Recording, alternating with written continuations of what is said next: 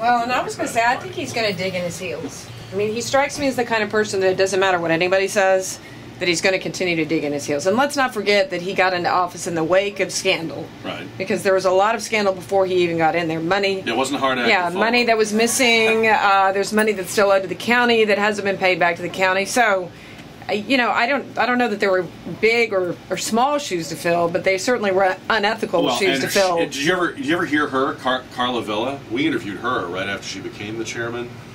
He's Daniel Webster compared to her. Yeah. So I mean, I don't know. I can't understand.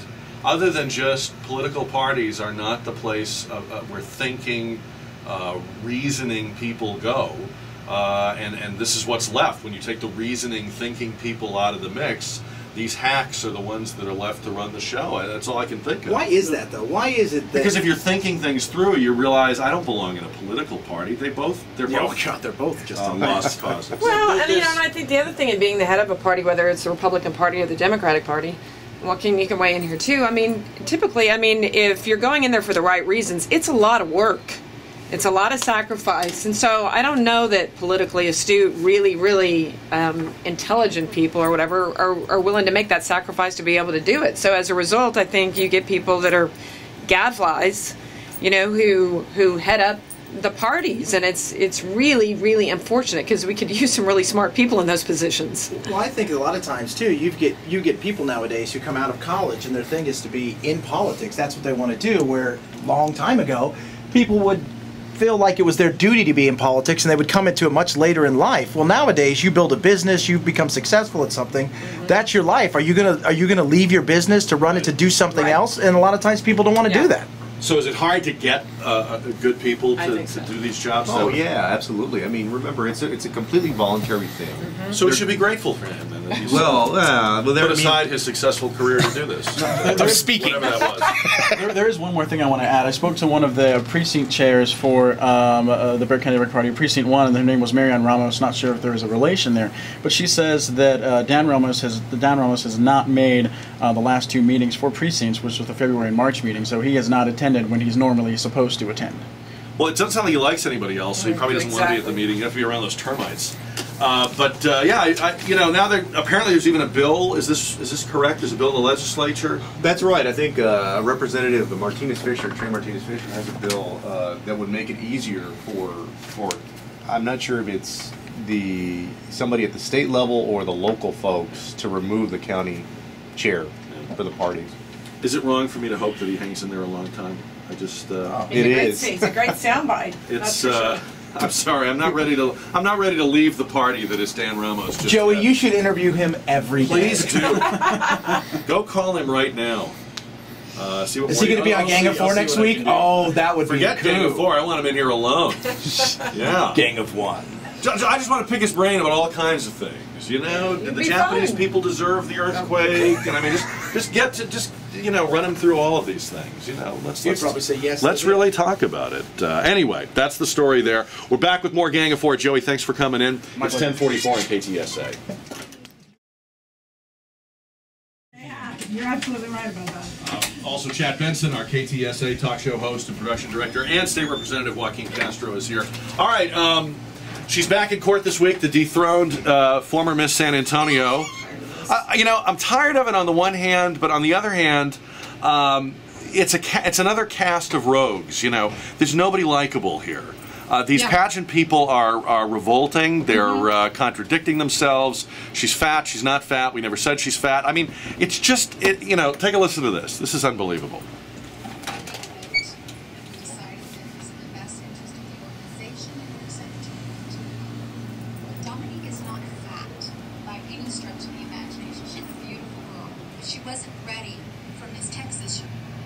Okay, it's like the UN Security Council. We took a vote.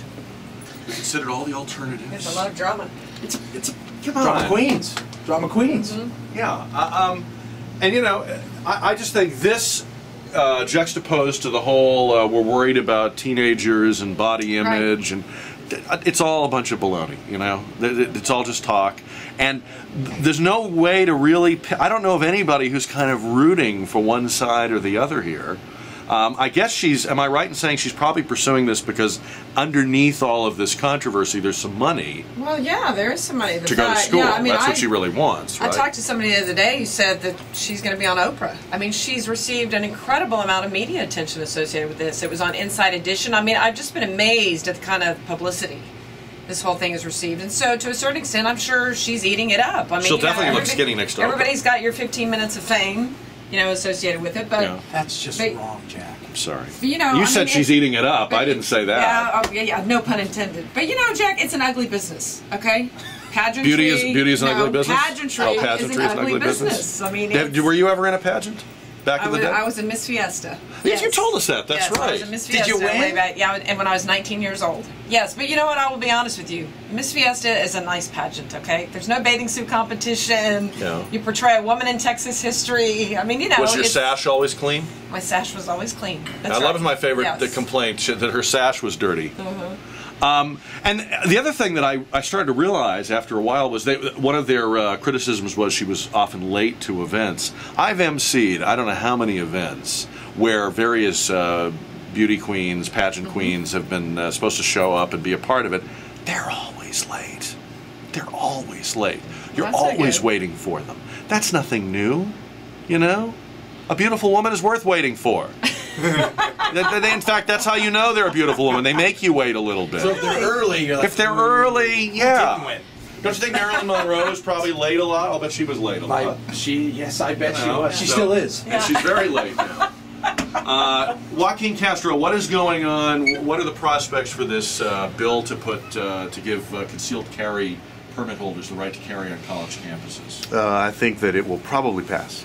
And the governor, of course, will sign it. Yeah. How do you feel about that? I'll vote against it. Yeah. But it will and pass. why? Why will you vote against it? Well, I think that, introducing guns into campuses, in the dorms and other places, I think is not the best policy. I think that, in terms of keeping people safe, I think you beef up your security. You increase or make it tougher for people to have access to the campus that you don't want there. But having guns on campus, I don't think is the best way to go. In the sense that these are people that already have a gun, have a permit, have gone through the training. I'm sure you don't object to people doing all of that No. and having that. No.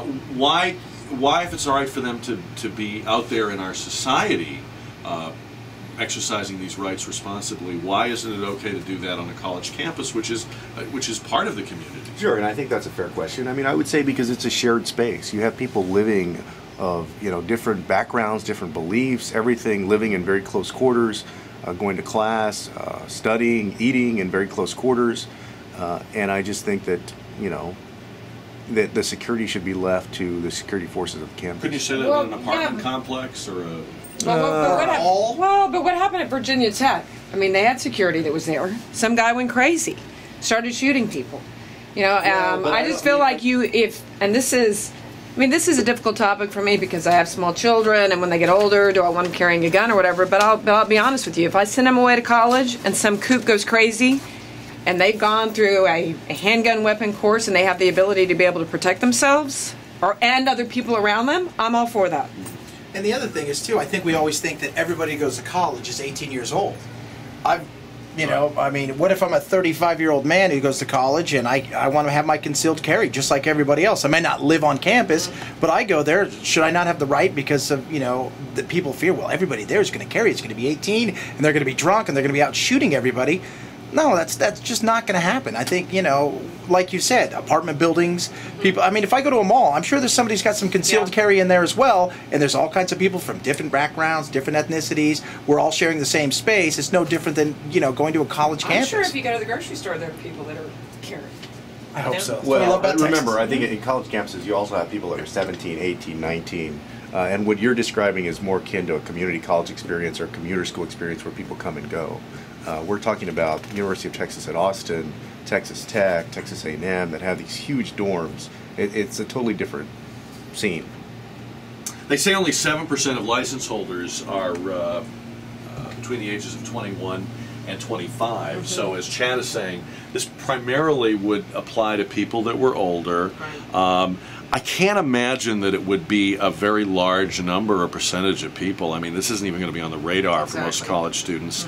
I think what you're really talking about is not more guns, but simply allowing people who already, in all of their other travels, are carrying, to be able to carry it and not have to leave it at home when they go to the college campus. It doesn't seem like it doesn't seem like you're opening a can of worms. It seems like you're allowing people to continue to exercise a responsibility they're already exercising. Well, and also, Jake, I think there's only one other state, maybe Colorado.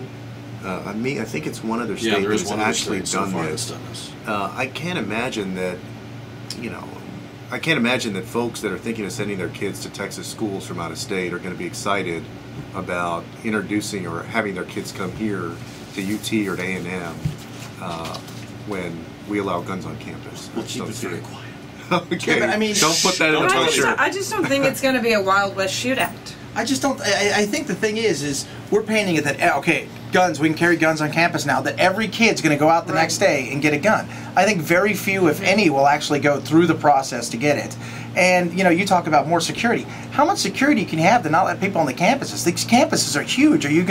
Are there just going to be one way in and one way out? Is that what we're going to have to do? Well, then are you going to write your rules for the one mass killer, that's going to come shoot up the campus? That's how you're going to pass public policy?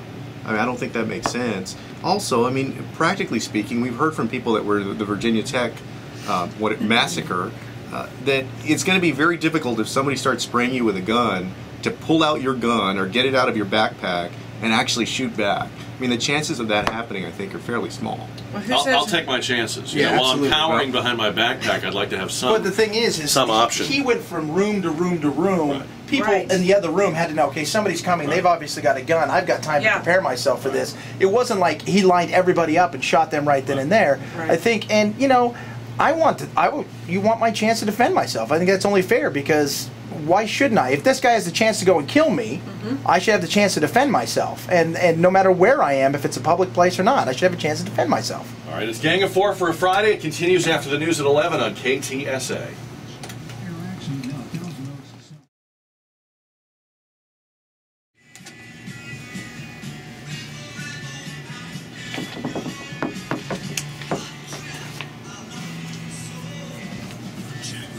David Bowie, what was he, 12 when he sang that? KTSA News Time, 11:09. Gang of Four continues for a Friday morning. On the gang today, Trish DeBerry-Mejia, Public Relations Executive and once and future mayoral candidate. I know you haven't said that, but I'm putting those words in your mouth anyway. Thanks, Jack. And we're always glad to have you back on the gang. It's always good to be here. State Representative Joaquin Castro, without the beard.